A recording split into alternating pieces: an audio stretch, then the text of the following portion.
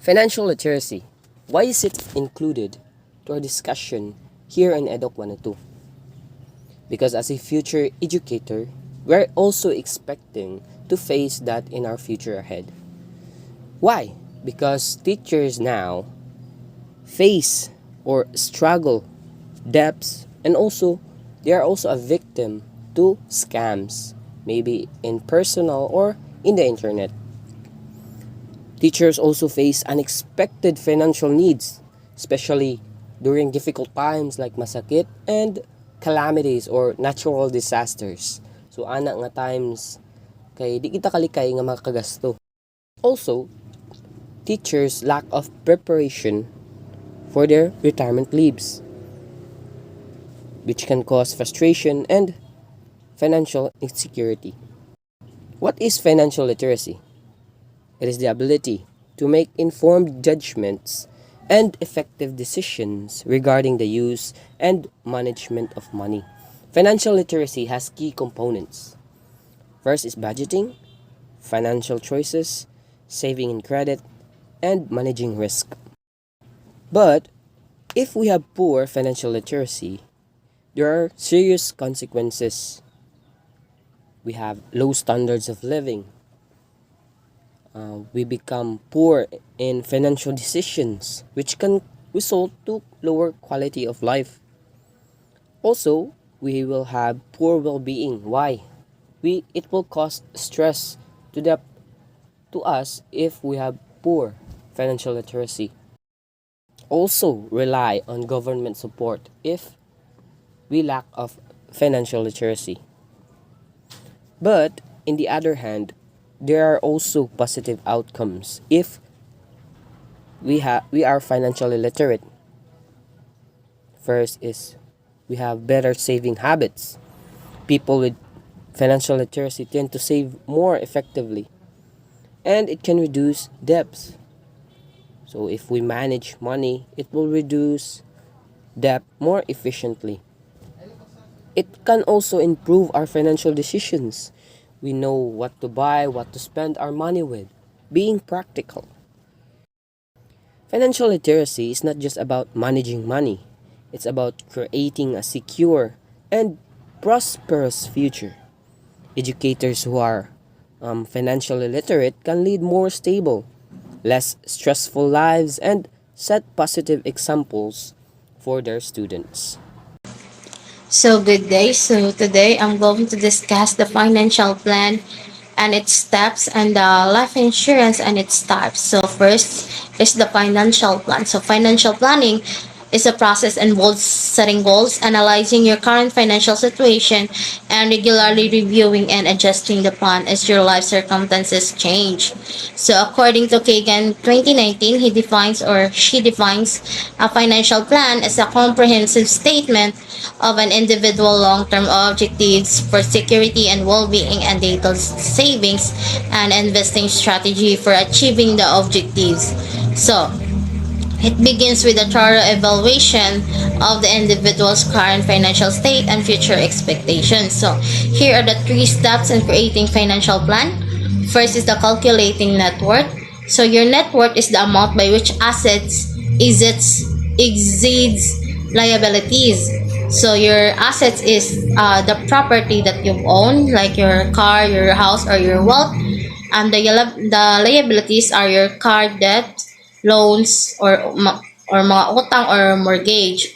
So the formula is your total assets minus your total liabilities equals your current net worth. So the second one is determining cash flow. A financial plan knowing where money goes every month. So by documenting your personal cash flow, it will help you determine kung pila mo magastos sa usa ka buwan para sa imong mga kinahanglanon o pila ang available for saving o investing. So, and this is where you can cut back on spending sad. Mahibaw-an sad mo. The third one is considering your priorities. So, you need to prioritize your needs before your wants. So, the main element of a financial plan include a retirement strategy, a risk management plan, a long-term investment plan, and a tax reduction strategy and an estate plan. So next So next is the life insurance and its types. So life insurance is a contract between an insurance policyholder and insurance company where the insurer promises to pay a sum of money in exchange for a premium upon death of an insured person. So the first type is the endowment. So its characteristic, it grants a lump sum after a specified amount of time or upon death.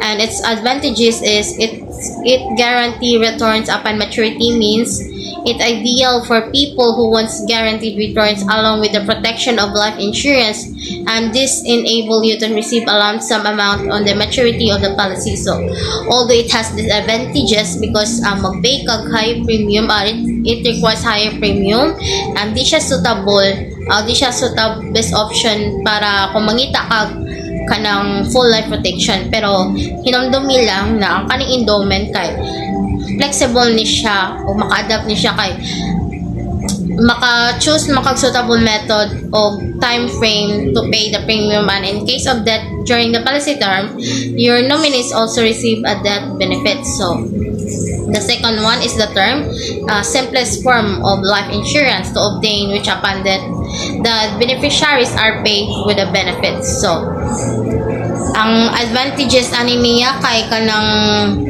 low premium requirements and strong option for policyholder who needs insurance but cannot afford endowment or whole life. So ang premium, the premium are also more affordable if mopalit ka ani niya early in life. And the disadvantages is no benefits and policyholder outlives the term period set, and premium usually gets higher upon renewal of terms. So the third one is the whole life. So it provides coverage for policyholder entire life until they reach 100 years old. So ideal sila para sa mga tao nga who have financial dependence even in their old age. So ang biggest advantage ani niya ka nga product is this is not only does it provide lifelong protection to the insured but also provides a simple way to leave behind a legacy for their children. Ang disadvantages ani niya kay it requires a higher premium. Then the last one is the variable universal life, or the VUL. So it serves a both life protection and investment. So the policy has a cash value account where the money that is invested typically in mutual funds. So ang disadvantages ani niya kay is premium may rise if your sub accounts perform badly. Then also the complexity. VUL policies have many moving parts, including sub accounts that have to be managed over time. So policy owners who misunderstand the nuances of VUL are more likely to experience poor investment performance or see results that don't match their expectation. So now let's talk about the 5 financial improvement strategies. Financial literacy shapes the way people view and handle money. The following are the financial improvements suggested by Investopedia as a journal to financial literacy. So the first one is identify your starting point. So in this, we need to identify what's the first step, and calculating the net worth is the best way to determine both current financial status and progress over time to avoid financial trouble by spending too much on wants and nothing enough for the needs. So this tells that we need to spend more on our needs and not for our wants, because our money is not unlimited and we need to be practical on spending it. The next one is set your priorities. Just like what I said, we need to spend more on our needs and not to our wants, because needs is the prioritized and it should be prioritized, and like our needs in house, in our schooling, and our prioritize is important. The next one is document your spending. So in this document your spending, because you don't know the idea that you are spending too much on your wants, and you don't have an idea that your money is losing out because you are too much spending it more on your wants. And then the next one is lay down your debt. So kailangan or we need to lay down or list down our debt, because this will lead us to pay them more, and not to make it more longer and longer, because the longer the time you don't paying it, then the interest is coming up and highing more. And then the last one, or the number 5, is secure your financial future. So this will come up with all the number 4, and in the number 5, you need to spend more on what you need, no, not in what you want, and document your spending, because it is so important for us to know what we are spending more on. It is our needs or our wants. Then lay down your credits, because it is important for our life to know what are we going to pay. And that's it for the 5 financial improvement strategies. Thank you.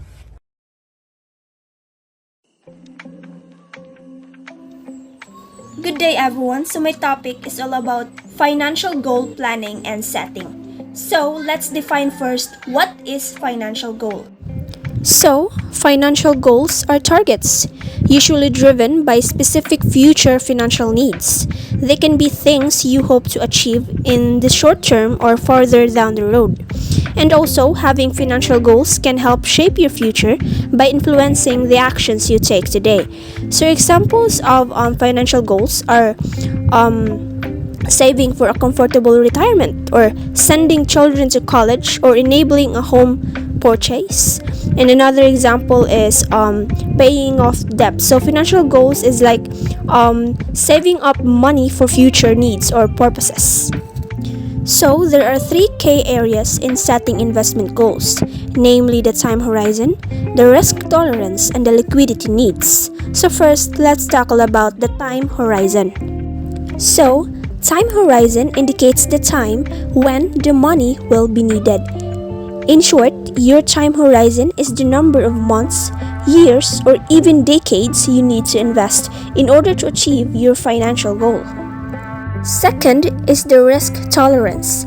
It is an investor's ability to psychologically endure the potential of losing money on an investment. So of course, not all your investments are bound to be great. There will be investments that is risky. So it is important to develop or achieve risk tolerance in setting investment goals. So we have 2 types of risk tolerance, namely the risk averse and the risk seekers. So first, the risk averse are investors that will let go of possibility of a large gain if they knew there was also a possibility of a large loss. So in short, risk averse investors avoid risks at all times. The second type of risk tolerance is the risk seekers. So risk seekers are investors that are more willing to take the chance of a large loss if there were also a possibility of a large gain. So, meaning, the risk seekers are the total opposite of risk averse. Since risk averse avoids risks and risk seekers looks for risks. Third is the liquidity needs. So liquidity refers to how quickly an investment can be converted into cash. In other words, liquidity needs corresponds to your need to be able to quickly and easily convert all or a portion of your account assets into cash without experiencing significant loss. And by recognizing the importance of readily available cash and assets, you can ensure that you are prepared to meet both expected and unexpected financial obligations.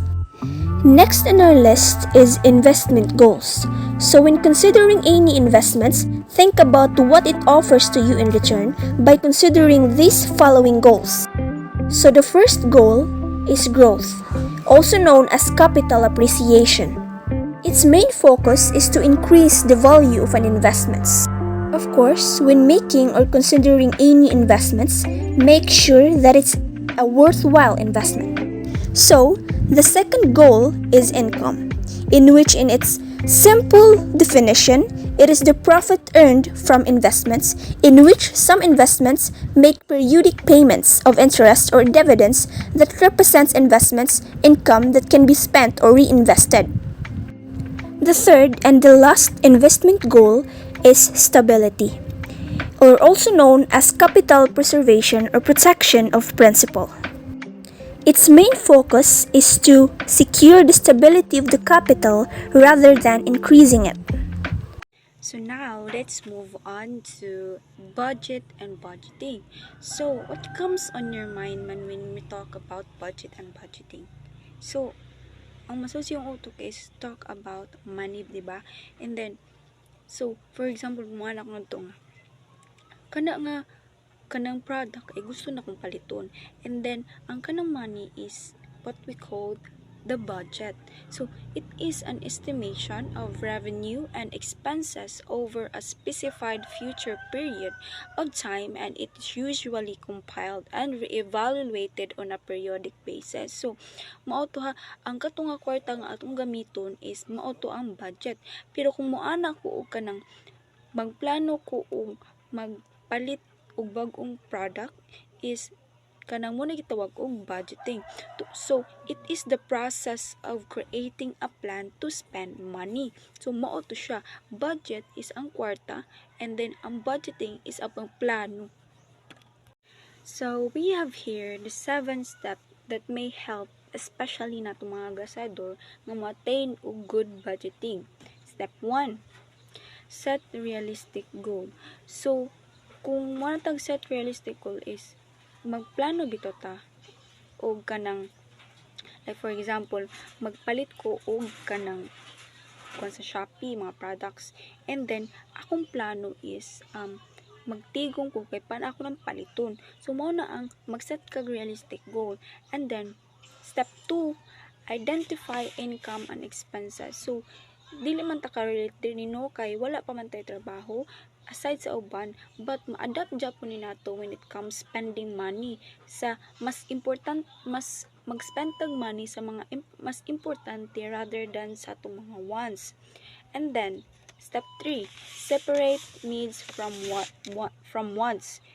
So unsa man day atong needs mga paliton. So ang mga needs nato is bugas, tubig. So daghan natong needs ka mabuhi ta. So yung you spend money, make sure na inyong ilahi ang kinahanglan kaysa sa inyo lang gusto. Step 4, design your budget. So kita as a student, commonly nato is naaman jud tay bawon kwarta. Dapat inyong paliton is enough ra dili siya mulapas. And step 5, put your plan into action. So mao ni gitawag nga ayaw lang kutob sa drawing. Dapat when you plan is dapat yun inyong buhaton, inyong kuan og action. Step 6, plan for seasonal expenses. So diri mag-set aside tag money sa unplanned, because what ta kay baw if ever nga wa tay money, and then ang kana atong paliton is importante, so mag-budget kita sa atong kwarta. Step 7, look ahead. So kita students pa man ta, kung hatagan man galit tag allowance nga good for 1 week is dapat maabtan pa na inyong money sa usa ka semana. So di ta mingon nga ay akong kwarta kay wala na naabot. So dapat mag-budget ka, dapat imong tan-awon nga maabot pa na kana nga week or days. Next is create a schedule for meeting your goals. So, the near future when abot ata sa time nga gamiton na nato ang atong kwarta, so we have this schedule so that hindi ta mga kanang kuan ba kibaw na ta kano sa gamiton to schedule ta ang times when we will going to use these budgets sa atong goals. So mo ta siya nata schedule, we need to have the schedule so that ma-meet na atong goals. So mga kano sa gamiton ng budget. So ano, next is divide your goals according to how long it will take to meet each goal. So we have 3 categories. So short term, medium term, and long term. So short terms are less than a year, then a medium is 1 to 5 years, and the long term is more than 5 years. So short term short term goals are actually what we need, or what sometimes we have this kind of mindset that uh, like me, I'm going to mall, then I don't have I don't have I don't have uh I don't have the thought that that I want to buy it, and then suddenly it came to my mind that I want that, so how about that? So that's what we call immediate needs and wants. So, and then the medium term is actually what our family needs, like what our family want to have in the in these 5 years, what we want to have in these 5 years. That's what we call the medium term. Then the long term is actually the long term is what we call the retirement plan. So it is the category where we plan about what we want to have if we retire on our work, or anything that um actually, in our life we have this kind of retirement plan, diba? So usually people retire at age of 60, so that they can live their life to the fullest, so that they uh can be happy. So next is so next is estimate the cost of each goal and find out how much it costs. So um you need to estimate each you need to estimate the cost of each goal, so that uh you won't have to worry about um worry about that goal uh if your budget is lacking, because you already know the estimated cost ba. So dili na ka mahibong if ever makakuha na ka sa in the future, if ang kanang goal nimo kay okay ba ka pila ang cost na gid, pero di na ka mahibong ana kay imo na mag-estimate sa karon pa lang, so that you won't be surprised in the future kay estimate naman nimo. Next is project future cost. So when we have these goals, we always consider inflation if we estimate our goal, estimate the cost of a goal. So we need to consider the inflation, no, kay this inflation mausab-usab na ang atong kuan pamaliton, no, mausab-usab ang atong mga prices, so na maapektuhan gid ang atong mga future nga cost nga atong gi-estimate. So mo na we need to consider that. So when we estimate the future cost, we need to consider the inflation. Next is how you calculate how much you need to set aside each period. So we need to calculate ang pila man ang atong i-set aside to meet our goal, to meet that goals. Okay, daghan man ta goals, no, daghan ta ganang mga cost nga atong dapat i-meet. So we need to set aside our money for this, then napatay lain goals ato sa i-set aside for that. So mo na siya, kada goals na dapat atong ma-meet ang atong certain nga goals, mga cost atong ma-budget. So mabutangan to at matagtag sa sila ganang kuan. Next is prioritize your goals. So upon having these goals, daghan tag mga ano kanang daghan na kay tag mga i-meet nga mga mga budgets. So just like I said earlier, uh, we have these goals. So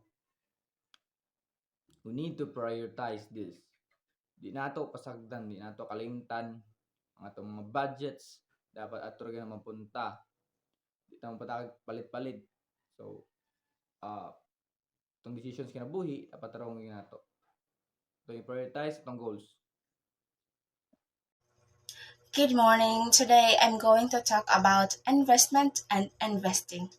When you save money than what you expect at a time of need, consider investing this money to earn more interest than what is your savings account is paying you. Investment involves putting capital to use today in order to increase its value over time, while investing is the process of buying assets that increase in value over time and provide returns in terms or in a form of income payments or capital. So, before investing, always consider these four aspects. First, we have the first question: how long will you invest the money? So, it involves here the time horizon. It means that for what period of time you plan to keep your money invested in something like stocks, bonds, or savings account. It's about asking the duration of your investment. The second aspect is how much money do you expect your investment to earn each year, or we have here the expectation of returns. So it is about the amount or profit or return you anticipate receiving from your investment annually. It's about the yearly income or earnings you hope to make from your investment. The third one is how much investment are you willing to lose in your short term in order to earn more in a long term? Here it involves the risk tolerance. It's about determining the amount of money you're comfortable risking in the short term or to potentially earn more in a long term. So we have here the fourth one. What type of investment interests you? Here is the investment type. In choosing the investment type as an investor, you should always choose the safer one among other investment types. So there are some sample of investment types that you can choose to invest, such as bonds, stock market, mutual funds, real estate, and many more. As of now, the only investment that we have is the investment in ourselves, which is the investment in knowledge and skills. Next, we have here the savings. Savings is very important for us since it is the best way to get out of debt. Savings is setting aside money and put it on savings account. Through savings account, through savings, we are able to freely buy our needs and wants without borrowing from others. And next one is we have emergency savings fund. Emergency savings fund is setting aside a little amount of money for emergency purposes. You can use them on unexpected circumstances or or on difficult times, such as job loss and even paying bills, since emergency saving fund serve as a financial cushion for an unpredictable events. I think those are all. 10 reasons why save money. So, why we need to save money? So, first is to become financial independent. So, if for example, household has accumulated sufficient financial resources to cover its living expenses without having to depend on active employment or work to earn money in order to maintain its current lifestyle. So, having enough money to be able to stop working. So next is to save in everything you buy. So kanang naaman jud tay ginahang paliton or not jud tay gamit na ginahang kanang paliton. So we need to budget our money para or kanang magpalita if naka-sale sila para kanang naapatay ma-save sa atong kwarta. So the third one is to buy a home or a car. So savings can be used in buying a home in full or down payment, especially in times of promo deals, beds, and inevitable sales, and at a reasonable interest rate. So, savings sad is can be used of buying home. So, makapalit yung imo kakaling balay if na nakay natigom na savings, or kanang you can buy your dream car or yuta ba para matukuran nimo balay. So, the fourth one is to prepare for the future. Through savings, you can be confident to face the future without worrying on how will you survive. So kanang diri is savings can kanang if naka-save na ka og money for yourself is kanang you have confident to kanang face your future, or you're ready to face your future nga kanang di ka ma-worry of unsay gasto nimo sa imong future, or unsay di na ka ma-worry of og unsay kanang may tabo sa imong future. So the next one is to get out of debt. So kani siya is if naka-earn na ka og money is kanang malaylay na ka sa or ma-out na ka sa kanang mga utang-utang. So basin niya ikaw gani mautangan. So ano siya. So the number 6 is to augment annual expenses in order to attain a good stress-free financial life. There is a need to save for annual expenses in advance. So, dinhi is kanang kuan gani siya. Kanang imong expenses is imong dagdagan once a year, say, or kanang imong punan-punan once a year. So, man siya. Then, the number 7 is to settle unforeseen expenses. So, savings can respond to unforeseen expenses in times of need. So, diri is kanang example kanang naamoy unexpected na murag kanang unexpected na bayranan gani or kanang kuan. So example sa kanang mga unexpected na kanang kuan bayranan is kanang medical emergencies, car repairs, rising bills niya, kanang home repairs. So kanang if dili ka nang ma-prepare na gani nimo if tanang na nakay savings di na ka ma-worry ug asa ka magpa ng kwarta para mabayad nimo ana nga kanang unexpected nimo nga kanang kuan bayronon. The next one is to respond to emergencies. So di man jud ta na siya malikayan ang emergency. So emergencies may happen anytime. Also di jud na nato siya malikayan. So kanang for example is kanang na accident baka or kanang na injured baka. So kanang dili na ka ma-worries og unsay imo ibayad kay na naman kay na save na money. So kanang dili na ka dagan og una-hunaon gani. So next is to mitigate losing your job or getting hurt. So di man jud sad ta na malikaya na kanang mabankrupt ang kanang kumpanya, di ba? So for example is ang ako kumpanya na bankrupt. Pero naa naman ko'y savings nga kanang naipon gani. So kanang di na ko ma-worry ug unsaon na nako siya pagkuan nga kanang giunsaon na nako siya pag kanang up balik sa business, or we can make another business kina bankrupt man ang kaning akong business. So getting hurt sad, so kanang kuan sad kanang magsakit imong or ma-injured ba ka sa imong work. So di na ka ma-problem ug unsaon nimo pagpa-hospital or kanang bills sa hospital. So the last one is to have a good life. So putting aside some money to spend when needed can bring about quality and worry-free life at all times. So savings can make our life good. So dinhi siya is kanang wala na kailang huna-hunaon kay kanang nakaipon ng mga savings, di ba? So you can travel all over the world, or asa ka ginan mo travel. Buwan na kay huna-hunaon lain kay tungod kanang naka-save na kag money. So wala kay ma-worry about sa kanang mga kanang emergencies or utang-utang ano. Kay na naman kay na earn nga money nimo. So that's all. So now, let's proceed to common financial scams to avoid. Financial fraud can happen to anyone, including teachers at any time. While some forms of financial fraud, such as massive data breaches are out of one's control. There are many ways to proactively get rid of financial scam and identify theft. So first, let's talk about phishing. Phishing, using these common tactics, scammers send an email that appears to come financial institution such as a bank and ask you to click a link to update your account information. So kani siyang phishing kay kuani siya kanang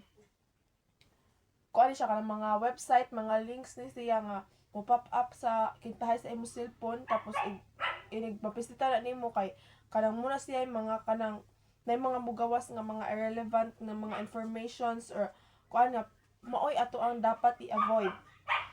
Susunod kay let's talk about social media scam.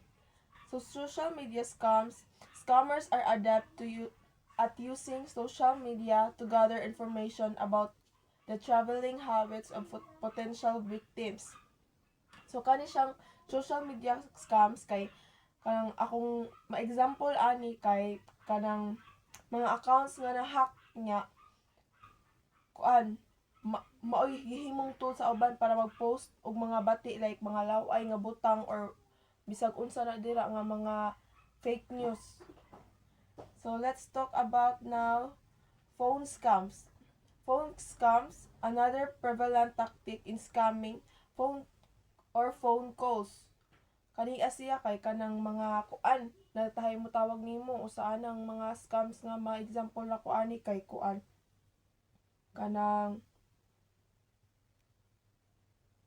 naay mo text nga mga kindahay na kay naay mo text nimo kay naa daw kay utang or manawag nimo kay na kay bayranan pero kana di ay kay scam na di ay na siya. Mo na usa sa may example na ako sa phone scams. Let's proceed to stolen credit card numbers. There are numerous ways that scammers can obtain your credit card information, including hacking, phishing, and the use of skimming devices such as small card readers attached to unmanned credit card readers. Example kay ATMs, gas pumps, and more. So kani siya kay kana ni siyang mga nahack nga mga credit card niya mag-include na diri ang phishing katong akong unang gi-discuss. Lastly, sa common financial scams to avoid kay identify theft. Depending on the amount of information a scammer is able to obtain, identify theft may extend beyond unauthorized charges on a debit or credit card. So kani siya kay kanining mugamit kag someone else's personal information for financial gain or para makakuha kag funds sa lain nga tawo kanang mukuan kag lain ba imong kuanon ang information sa lain para maimong hato ang ilahang makuha na funds or makagain kag mga kanang mga positive nga mga impacts nga dapat adto to sa ato nga tawo which imo siyang gi-theft kanang imo siyang imong gikawat ba ang iyahang mga funds. I'll be discussing the 10 tips to avoid common financial scams. So every year, fraud cases are getting worse, leaving countless victims in trouble and danger through data breaches, identity theft, and online scams. Unfortunately, new and improved technology only gives fraudsters an edge, making it easier than ever for scam artists to know financial data from unsuspecting consumers. Number one tip: never wire money to a stranger. Although it is one of the oldest internet scams, there are still consumers who fall for this rip-off, so some variation of it. So never wire money to stranger means you should avoid sending money through wire transfer to someone you don't know or trust. This advice is given because wiring money to strangers is a common method used by scammers to steal money from unsuspecting victims. These scams often involve promise of rewards, assistance, or price exchange for money, but the scammers disappear once they receive the funds, leaving the victim without recourse. Therefore, it's important to be cautious, only send money through wire transfer to individuals or businesses you are familiar with or trust. Number 2 tip, don't give out financial information. Never reveal sensitive personal financial information to a person or business you don't know through phone, text, or email. Don't give out financial information means you should refrain from sharing sensitive personal financial details, such as bank account numbers or credit card information, with anyone you don't know or trust. This precaution helps prevent identity theft, fraud, and unauthorized access to your financial accounts.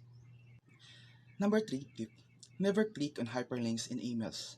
If you receive an email from stranger or company asking you to click on hyperlink or open the attachment and then enter your information or the financial information, delete the email immediately. Never click on hyperlink in emails advises against interacting with links in emails from unknown senders or suspicious sources, as they could lead to phishing website designed to steal your information or financial information. These precautions helps to protect you from falling victim to an email and identity theft. Number 4 tip, use difficult password. Hacker can easily find password that are simple number combinations. Create a password that are at least 8 characters long that includes some lower and upper cases, numbers, and special characters. You should also use different password for every website you visit. Means creating a strong and unique passwords for your online accounts that are not easy to guessable by hackers. Strong password typically include upper and lower cases, letters, numbers, and special characters, making them harder to crack and enhancing the security of your accounts. And number 5 tip, never give your social security number. If you receive an email to visit a website that asks for your social security number, ignore it. Never give your social security number. Advise against sharing your SSN with anyone else unless absolutely necessary and trusted entities, as in crucial piece of personal information that can be used for identity theft and fraud. Protecting your SSN helps safeguard your financial and personal activity. And number 6 tip, install antivirus and software protection. Protect the sensitive information stored on your computer by installing antivirus, firewall, and spy protection. Once you install the program, turn on the auto updating feature. Make sure the software is always updated. Installing software on your computer can be help detect, remove viruses, malware, and spyware, which is compromises your sensitive information and harm your devices. This precaution helps safeguard your computer and personal data from cyber threats and unauthorized access. And number 7 tip, don't shop with unfamiliar online retailers. When it comes to online shopping, only do business with familiar companies. When purchasing a product from an unfamiliar retailers, do some research to ensure the business is legit and reputable. Making purchases from websites you are not familiar with, as they may be fraudulent or insecure, leading to potential loss of money or compromised personal information. Stick with reputable and well-known online retailers to ensure a safe and secure shopping experience. And number 8 tip, do not download softwares from pop-up windows. When you are online, do not trust pop-up windows that appear and claim your complete computer is unsafe. If you click on the link in the pop-up to start the system scan or the other programs, malicious software known as malware could damage your operating system. Installing programs from unexpected pop-up windows, as they often contain malicious software or malware that can harm your computer or compromise your privacy. Avoiding such as downloads help protects your device from potential security threats and ensure the safer online experience. Number 9 tip, make sure the websites you visit are safe. Before you enter your financial information on any website, double check the website's privacy rules. Also make sure the websites use encryption, which is usually symbolized by lock to the left the website address, which means it's safe and protected against hacker. Emphasizes the importance of verifying the security and legitimacy of the website before providing any personal or financial information. This precaution helps protect against phishing scams, malware, and or other online threats, ensuring a safer browsing experience. And the last tip, donate to non-charities only. If you receive a call or an email from solicitation of the charity donation, critically examine it. Some scammers create a bogus charity to steal credit card information. Advises donating only to reputable and Recognize charitable organizations to avoid falling victims to scam or fraudulent schemes.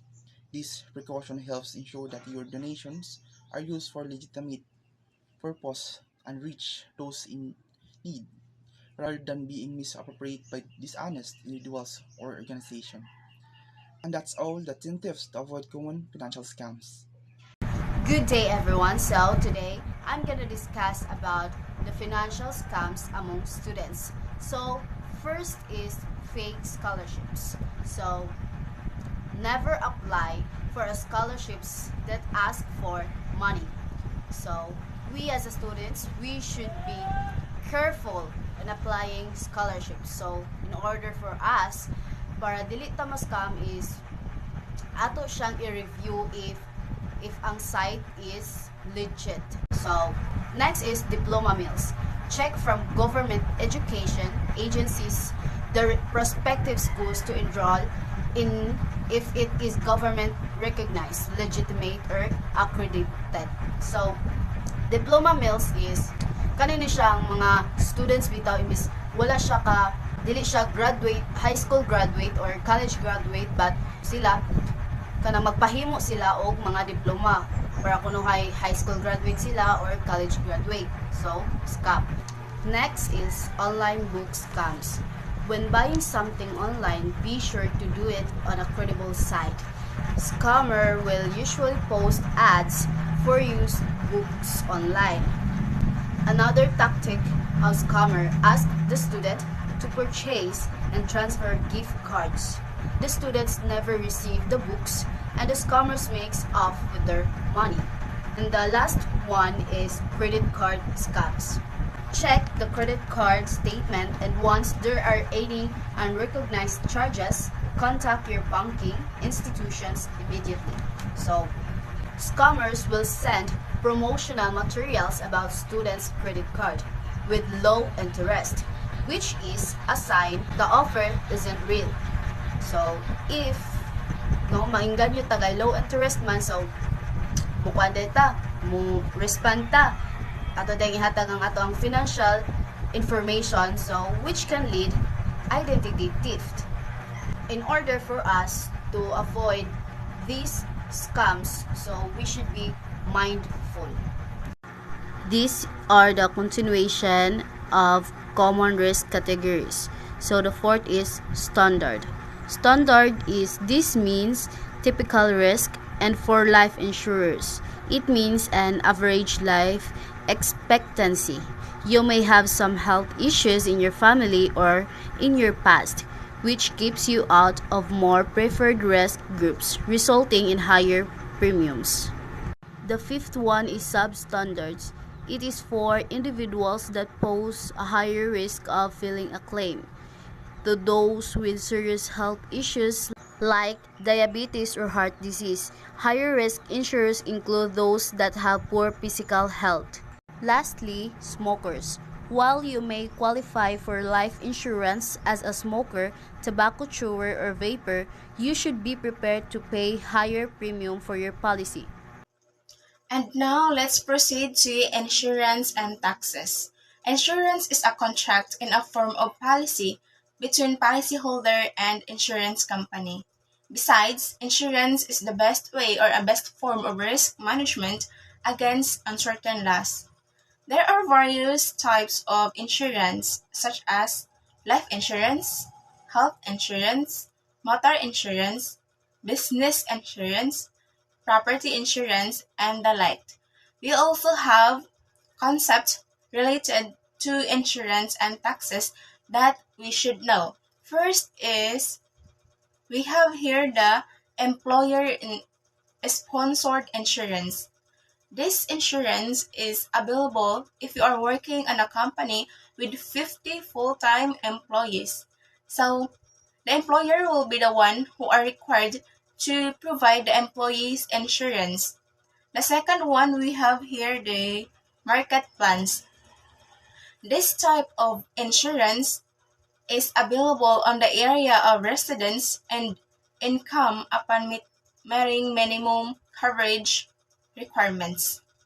Usually, market plans are good for individuals, or family that do not have access on employer sponsored insurance. So market plans also comes in three tiers: the bronze, silver, and gold. Bronze bronze plans offer the best or offer the least coverage at lowest premium, while silver and gold plans offers the most coverage but features the highest price.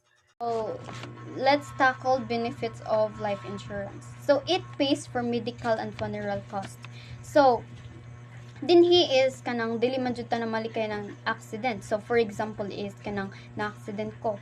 Then dayon kanang my family is not prepared. Wala may kwarta ana or unsa ba na siya. Pero if naa gani kay insurance is kanang insurance can help you nga mo bayad sa kanang medical or sa hospital.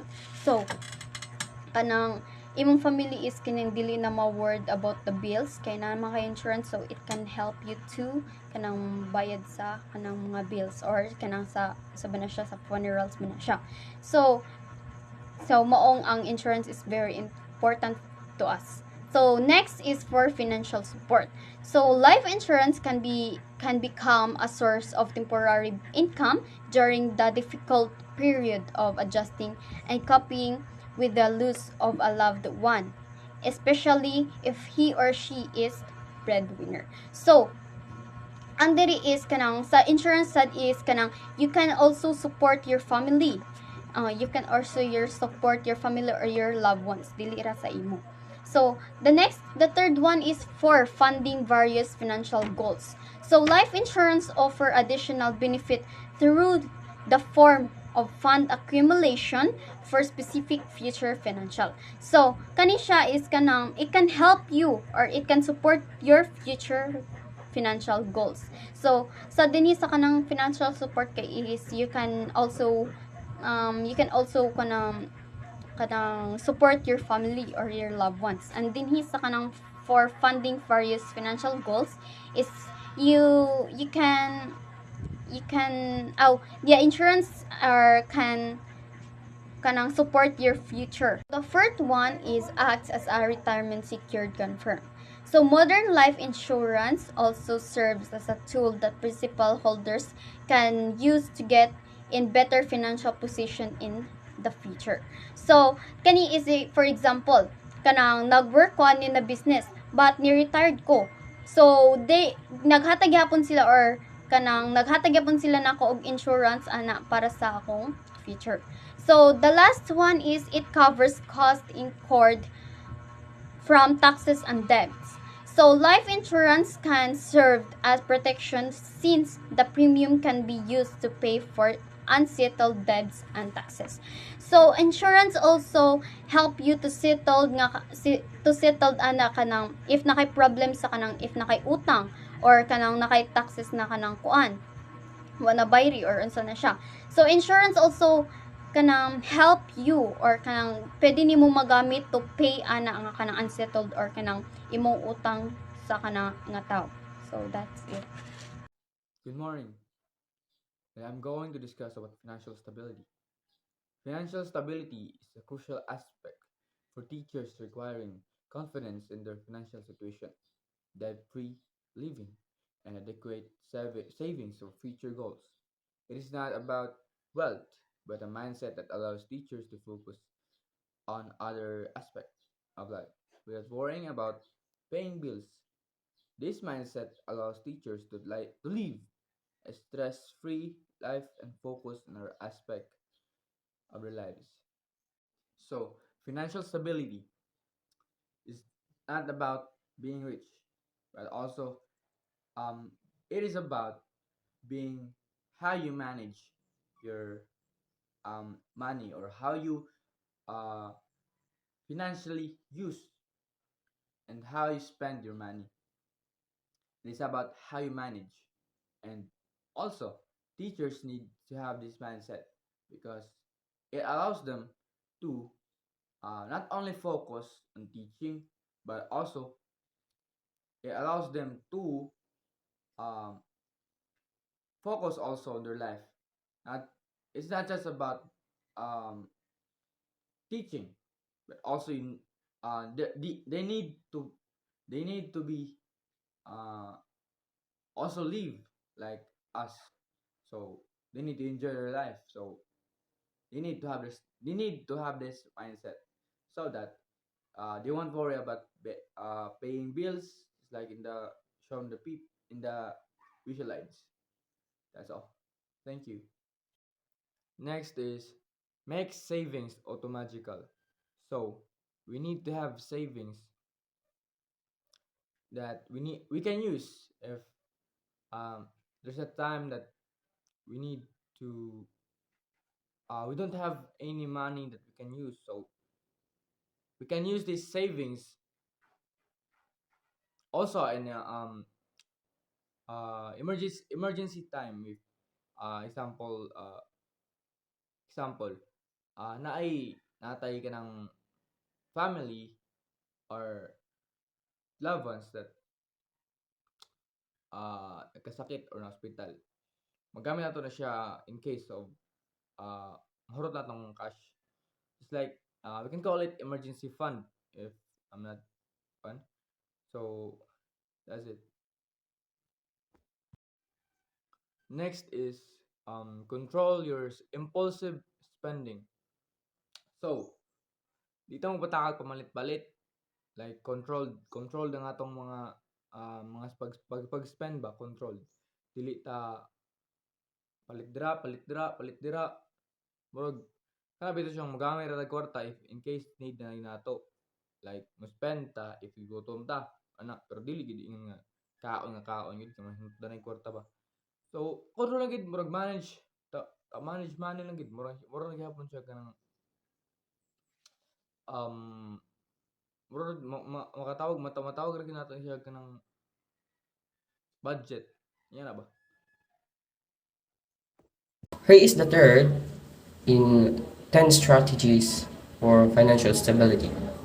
To evaluate your expenses and live frugally.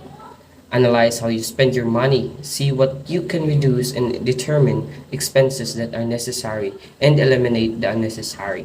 So we should practically spend our money. Next is invest your future. So we should prepare investing for our future, because in the future ahead we will retire from our jobs, and we should be prepared for that in the future. Next is keep your family secure. So save for an emergency fund so that you have something to spend if anything happens with your family immediately. So this means if there are emergencies like sickness or natural disasters, so this can help our family secure. Number 6 is eliminate and avoid debts. Next is eliminate and avoid debts. So to be straight, we should avoid debts or utang, because this can burden us and pull us down, make you drown with obligations that may resort to surrendering your properties, jewelries, and investment as payments. So we have here the signs of being financially stable. So kung naa ka ani or naa ba ka na is basin pa day yung kag stable na ka. So according to Rose na ay 20 signs of person nga makaingon ta og stable na. First is you never overdraw your checking account. So kani according to Rose nga maingon tag financially stable ang usa ka person kung dili ka mo overdraw sa imong mga bank accounts. So kani siya, if you have sufficient amount money sa imong mga bank is more bito ka stable na. Sign number 2, you don't lose sleep over finances. So according to Rose, so kani when you go to sleep at night, you tend to sleep deeply and peacefully. So makatug kag tarong basta wa kay utang na bayron nun. Sign number 3, you use your credit cards for convenience and rewards but never out of necessity. So according to Rose, if you do use a credit card, it will strictly be for convenience, such as being able to make a fast payment online, or you will do it because your credit card company provides you with rewards for making purchase. So kani, kung stable ka, makagamit ka ng credit card, but kanang credit card is reward for making purchases as a company. Sign number 4, you don't worry about your you don't worry about losing your job. So kani kung stable ka, di na ka problema wala ano kag trabaho because you have a money that can help you to spend your needs. So kani is kanang kung stable ka is di na ka problema kung mawalan kag trabaho. Sign number 5, you pay your bills ahead of time. Kani kung stable ka is di ka problema mubayad kag sayo sa imong mga bill. So mo sa ni rason kung makatugag sayo kay ang imong mga bayronin is paid na. So sign number 6, people ask your opinion about financially matters and you inspire them. Syempre kung stable ka, daghan jud yung mga tana kung unsay mga tip nga mahimong unsay tip nga stable ka. So as daghan og kwartahan is mo-inspire ka nila para nasad po sila yung mga kuan og unsaon nila pag kuan og kung financially stable sila. Sign number 7, you are generally happy with your financial situation. So kani kung daghan kag kwarta kay malipayon jud ta, but not all. Kay ang nag-uban daghang kwarta but their situation about families are not. So money can buy happiness jud, pero nganong mag-uol man ta atay kwarta, magluya ta. So kani is you if kanang stable ka is kung sa kwarta wa kay problema. Sign number 8, you finance your cars over 5 years or less if you take loans at all.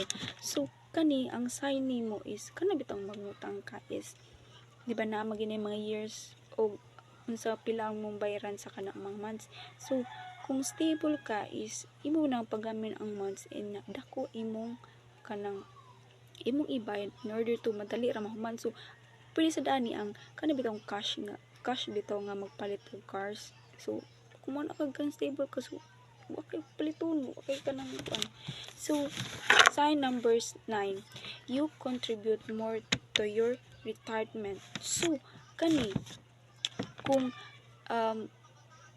financially stable ka is kanang dili kanang kung dako kag ranggo sa kuan daghan kag na contribute sa imong work is kanang kung mag-retire ka is dako kag kwarta nga madawatan. So mao na siya kung stable ka is kanang bisan pag undang pa ka naghapon kay madawatan. So sign number 10, you don't feel guilty when you are out for special occasions. So kani dili ka wa kay problema og mulaag ka bisag asa gasto diri gasto dira. So kana kung stable ka is di jud ka mo problema sa kwarta. So that Signs of being financially stable.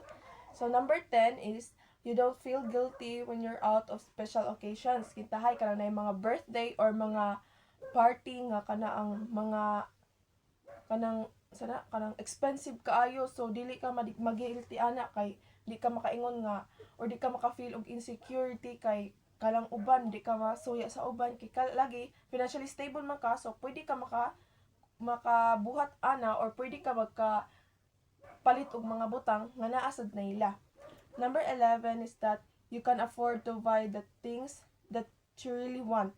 Okay, financially stable man ka, so dapat kanang daghan kag kwarta, makapalit na kag mga butang nga imong hangganan, makapalit pa karog Louis Vuitton, mga Prada or unsa pa na dira mga branded nga mga butang.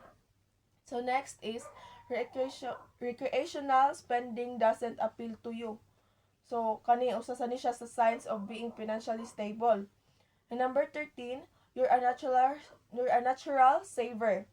Number 14, you're generous with money when it comes to charities or helping others. So kani siya o sani siya, mo ni siya yung mga pinakanindot nga kanang butang nga imuhang mabuhat if financially stable ka, kanang mutabang kag mga charities, mutabang kag mga simbahan, kanang mo ambag kag unsay ilang mga kinahanglan.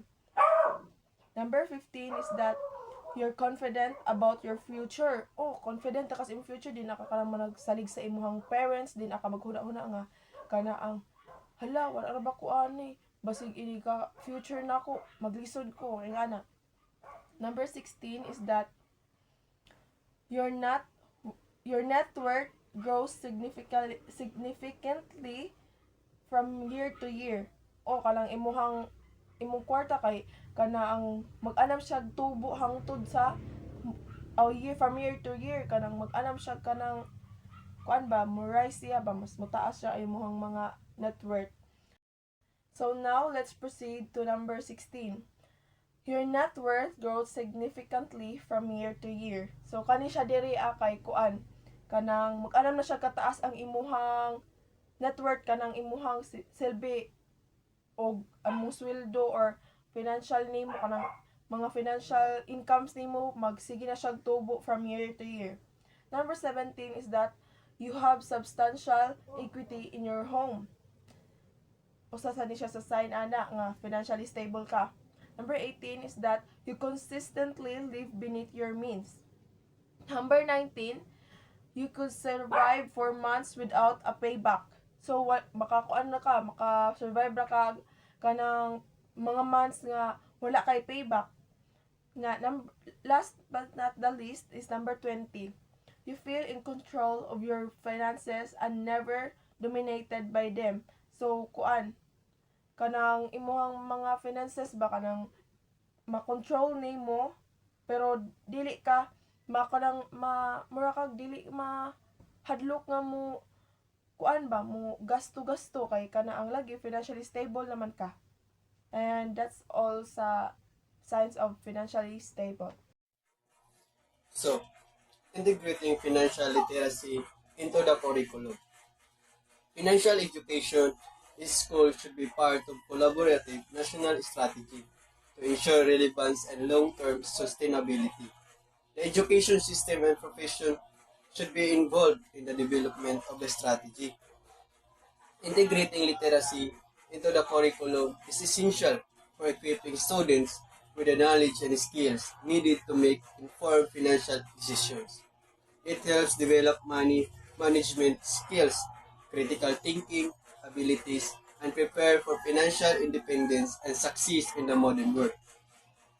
By incorporating financial education into curriculum, students are better equipped to navigate financial system, avoid debt, and build a secure financial future. So that is the integrating financial literacy into the curriculum.